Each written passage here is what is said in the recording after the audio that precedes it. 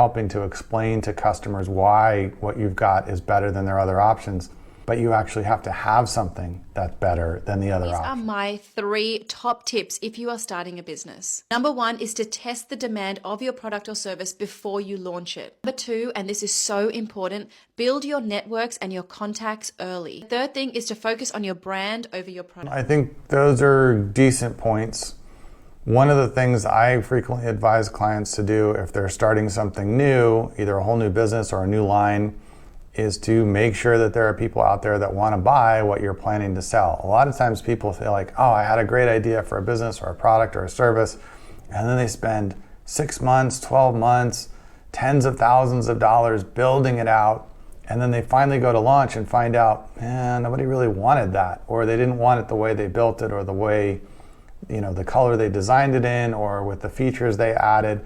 A lot of the product reviews that we do, which are really startup businesses, focuses on that. They're building something that may not really have an audience at the end of it. So I think her advice is definitely solid there. Reaching out to people who've done what you want to do, sure, you can try. I'm not sure how much you're going to have success with that. A lot of people who have been successful are pretty busy, and it's hard to get a hold of them and get them to give you their time and coach you along the way. It sounds like she's kind of talking about free mentorship. I wouldn't spend a lot of time on that. And third, she says focus on the brand over the product. I think the better place to focus is on the customer. So kind of like with point 1, who are you planning to sell to? What specific things do they want? What do they not like about the current choices they have, and what can your product do or your service do better to be a better fit with what they want?